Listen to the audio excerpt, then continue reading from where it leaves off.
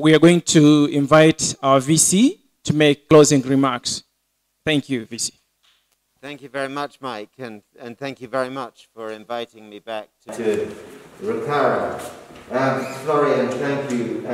You'll be the last appointment I make, because I leave the university 10 days after George. And it's a privilege to make you my last appointment, sir, and I wish you well.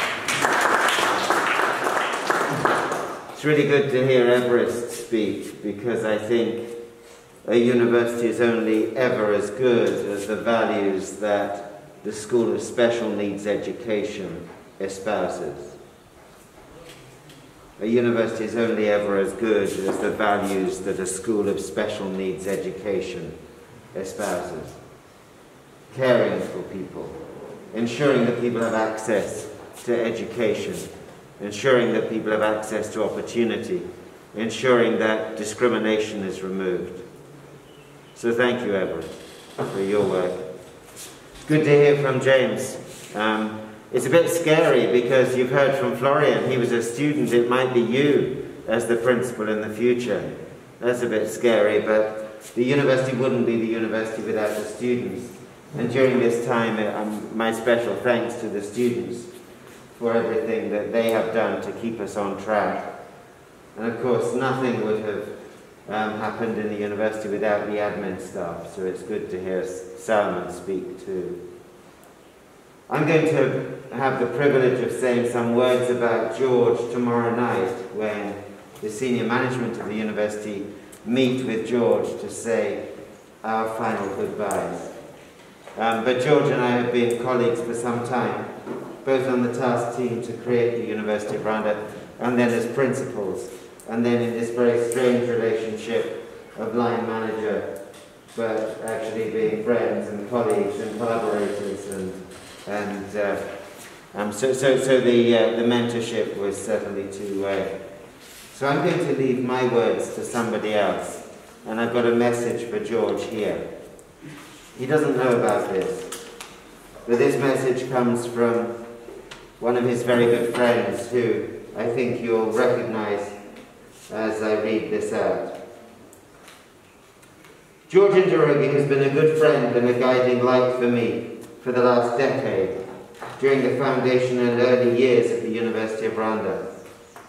In May of 2011, the Minister of Education wrote, inviting me to visit Rwanda in June and July of 2011 to advise on the setting up of a one-state university system. The project had been discussed at the National Leadership Retreat in Kivu in February 2011, presided over by His Excellency President Paul Kagame. The Minister sought my advice on how such a system might be set up, and my view on whether it was a good idea. During my visits in June and July, I met with the rectors of the 7 higher learning institutions, which then made up the public part of higher education in Rwanda. Some rectors were opposed to the notion of integration into a single public university. Others were doubtful, some were positive, but wondered how the new system would work. George was positive, and right from the start explained to me the obstacles such a project would face and how to overcome them. Equally important, he showed me the problems with the current system and how integration could help solve those problems.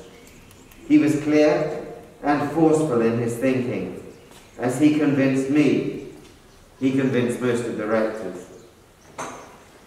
When the government of Rwanda made the decision to establish the University of Rwanda, George continued his leadership role in education, now as the principal of the College of Education. He also was a member of the founding Board of Governors. In both roles, he continued to provide me with crucial advice on how the new university would evolve. When the new structures came under attack, he courageously defended them. I owe a great deal of thanks to Professor Njoroge, and it is a pleasure today to acknowledge how important he was to the founding and early development of the University of Rwanda.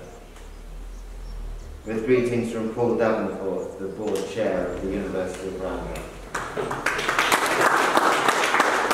Anybody, George's contribution to education in this country.